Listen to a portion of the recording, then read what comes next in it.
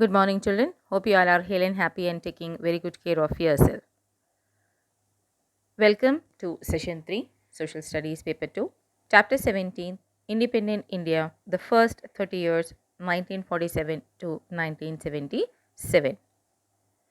Today, we are going to learn Social and Economic Change, the First Five-Year Plan, Foreign Policy and Wars, Non-Aligned Movement. Let's start. Social and economic change.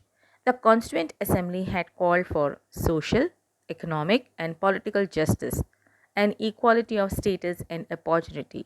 It put social and economic change at the top of the agenda of modern India.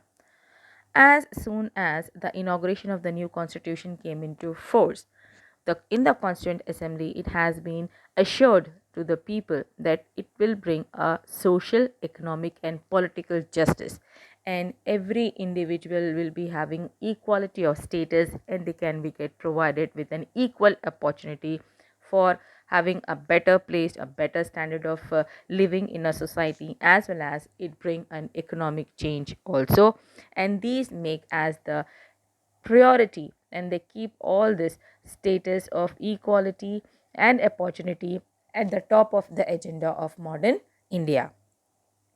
The Planning Commission was set up after the inauguration of the new constitution. For Nehru, planning was not only about good economics but good politics as well.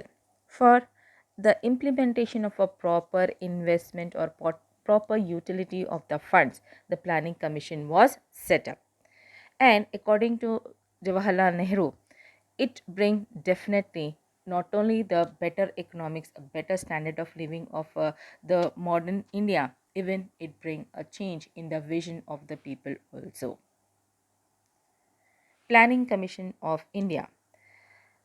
Jawaharlal Nehru hoped that planned development would dissolve the divisions of caste and religion, community and region, as well as other disruptive and disintegrative tendencies, and help India to emerge as a strong and modern nation. So, Planning Commission is having a responsibility to decide to decide that the priority should be given to which subject and how the funds can be invest on the particular criteria. Now, social and economic change. Under this, the first five-year plan focused on agriculture and stressed on the need for increasing food production, development of transport, and communications, and the provision of social services. So, when the first five-year plan has been started from the year 51 to 56, they have given a priority. In this, the priority has been given to the agriculture, and they have make it necessary, compulsory, that they should be having more production of food, as well as at the same time they should be having a development of transport, because transport played a vital role. Roadways, means of transport, always played a vital role for the economic development, as well as they should be having a proper communication and the social services. It also stressed in a first 5-year plan, it also stressed the need to industrialize India as quickly as possible. The two main questions that divided political opinion were what place agriculture should have in the larger development strategy, and how should resources be allocated between industry and agriculture. Now, given that food was a basic requirement, yes, but there was a consensus on the increasing food production. Now, as agriculture is a priority in a first 5-year plan, but it required also a proper land irrigation facility. They want the seeds, fertilizers, and all that. So it has not been planned. Now, there is a need that they should be having a proper planning for the increasing of food production, as well as the second priority has been given to the industry. So how they are going to divide the resources, because for industries also there is a need to have a raw material as well as a water supply. So how they are going to cover these issues, these are the important questions which is arose in the mind of the people, and when they are planning at the time, these are the two important questions which has to be get answered. Under first 5-year plan, which has been started in 1951 to 55. Objectives: what things they have to be covered? The standard of living should be increased. Standard of means the people should be able to at least fulfill their basic needs like food, shelter. Community and agriculture development should be there. Those who are landless, they should get a land for tilling, and the agriculture development, they should be get a proper and good quality of the seed, proper irrigation facilities and all that. Energy and irrigation, communication and transport, industry, land rehabilitation, social services, and target of GDP growth 2.1% per year, and achieved had been 3.6 per year. Now, what are the achievements which has been given? GDP are taken or planned estimated during the first 5-year plan was GDP 3.6% per year, evolution of good irrigation system, and there is a need to improve because transport always played a vital role for a development of a country. So they should be having improvement in roads, civil aviation, railways, public services like telegraphs, post, manufacture of fertilizers and electrical equipment. Bhakra Nangal Dam under construction during 1960, and irrigation always needed for the development, either it's for agriculture or for the industry. For Nehru, agricultural transformation was not simply an economic issue but a political, social, and economic transformation of the rural sector. The strategy favored by Nehru and finally adopted included three components: land reforms, agriculture cooperatives, and local self government. According to Jawaharlal Nehru, agriculture, when you are giving a priority in a first 5-year plan for the agriculture, it does not mean only for economic issues, but definitely it bring a political and social change also in the rural sector, because 80% of the people are involved in agricultural sector.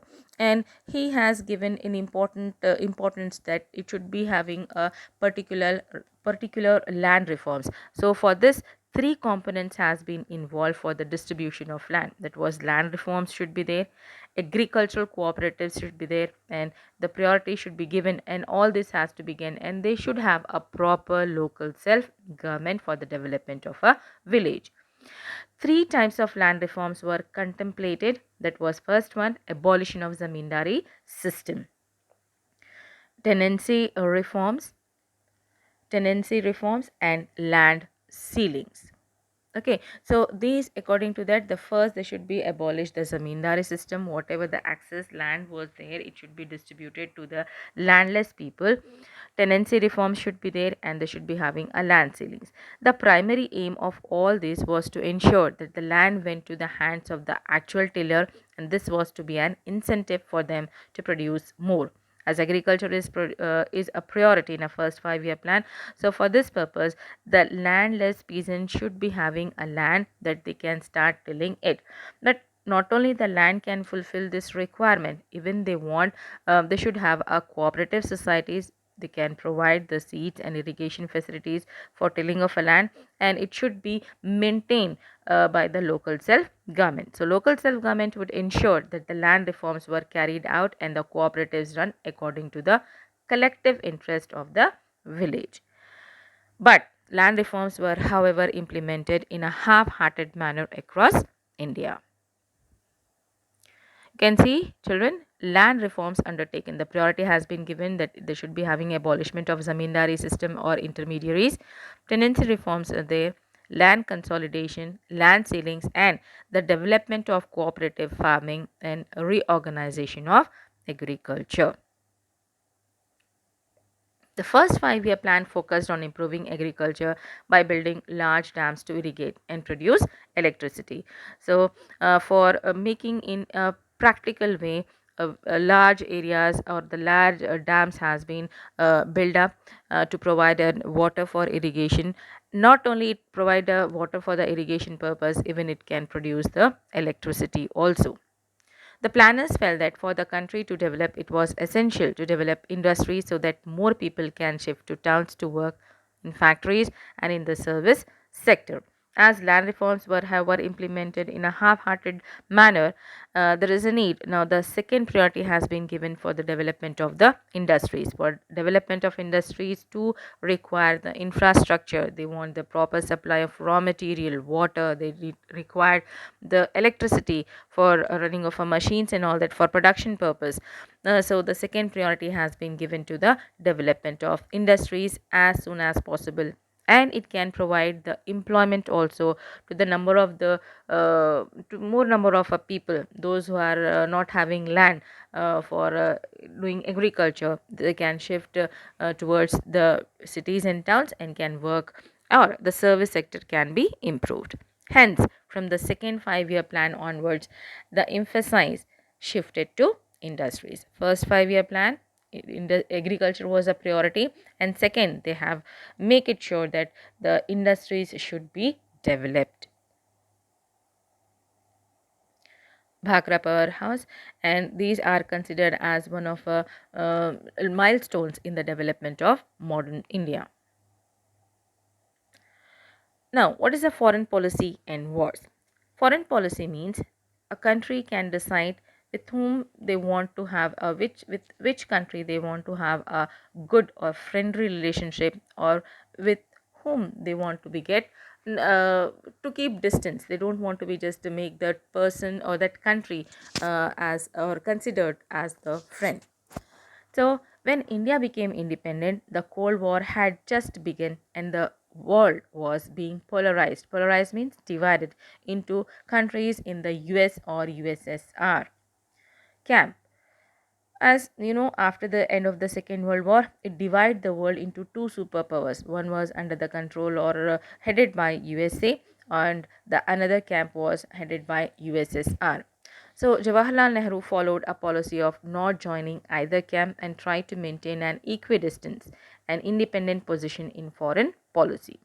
So, as Jawaharlal Nehru, as we already get the independence with a lot of struggle and all that. So, he, according to his point of view, that we means Indians or India should be have a friendly relationship with both USA as well as USSR. So he want to maintain equidistance. He want to become a neutral. He don't want to join any camp in a process of war and all that. So he want to keep an independent position in foreign policy. He also joined hands with several other countries that had become independent around the same time and wanted to follow a similar policy, such as Indonesia, Egypt, Yugoslavia, and so on. Together, they built the non aligned movement. As for the immediate neighbors, he formulated the Panchsheel policy of non interference in each other's internal affairs. So, in a foreign policy, Jawaharlal Nehru decided that these two superpowers, USA and USSR, he want to just maintain a friendly relationship. It means neutral. He is not going to support to any superpower. But at the same time, he want to maintain a friendly relationship with the newly independent nations through the Panchsheel movement. He given a priority to the non-alignment movement, especially along with the Indonesia, Egypt, and Yugoslavia, where these three nations also want to keep an equidistance with these superpowers. For that, they built non-aligned movement. Now, India is a leading country in non-aligned movement along with other 77 countries. Here you can see a team of non-aligned movement. Let us have a quick recap, children. Today we have learned social and economic change, first 5 year plan, non-aligned movement. Time for home assignment. You have to write a short note on non-aligned movement. You can refer textbook and try to write a short note of 10 to 15 lines that what is non-aligned movement. Thank you.